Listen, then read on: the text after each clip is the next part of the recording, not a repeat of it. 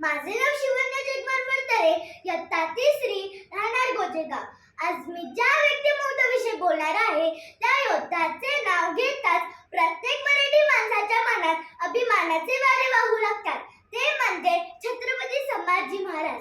छत्रपती शिवाजी महाराजांचे थोर पुत्र आणि स्वराज्याचे दुसरे छत्रपती संभाजी महाराज हे पराक्रम, बुद्धिमत्ता आणि धैर्याचे प्रतीक आहे. केवळ 16व्या वर्षी त्यांनी राज्यकारभारात प्रवेश केला आणि शत्रूंच्या नजरेत निष्ठावान राजा म्हणून ओळख निर्माण केली. छत्रपती संभाजी महाराज हे केवळ शूर नव्हते तर अत्यंत विद्वान आणि 7 भाषा येणारे एक अभ्यासू राजे होते. मराठी, हिंदी, इंग्रजी, तेलुगू, संस्कृत, कन्नड आणि फारसी अशा भाषांवर त्यांचे प्रभुत्व होते.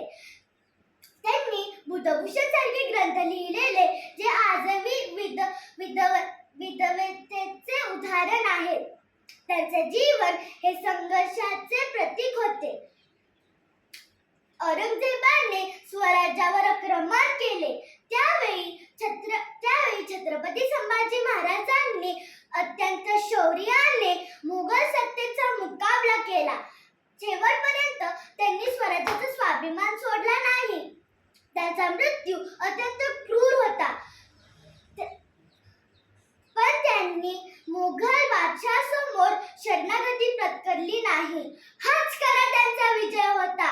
त्यांचे बलिदान हे आजच्या तरुण पिढीसाठी प्रेरणादायक आहे. आज आपल्याला त्यांच्या विचारांची, त्यांच्या धैर्याची आणि आत्मबलिदानाच्या वृत्तीची गरज आहे. एवढेच म्हणावंसं वाटतं, नाही मागितलं माफ करा, नाही मागितलं सोडून द्या. माझं रक्त स्वराज्यासाठी, माझा श्वास हिंदवी स्वराज्यासाठी. भीमा इंद्रायणी नदीला शंभूच्या रक्ताचा वाहिला पूर.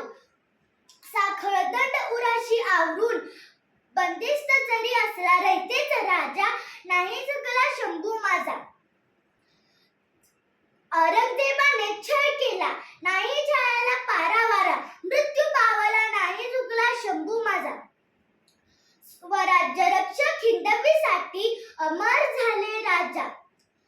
धर्मवीर धनाधिपती, कर्मवीर गुणाधिपती, राजाधिराज, राजवीर यशाधिपती.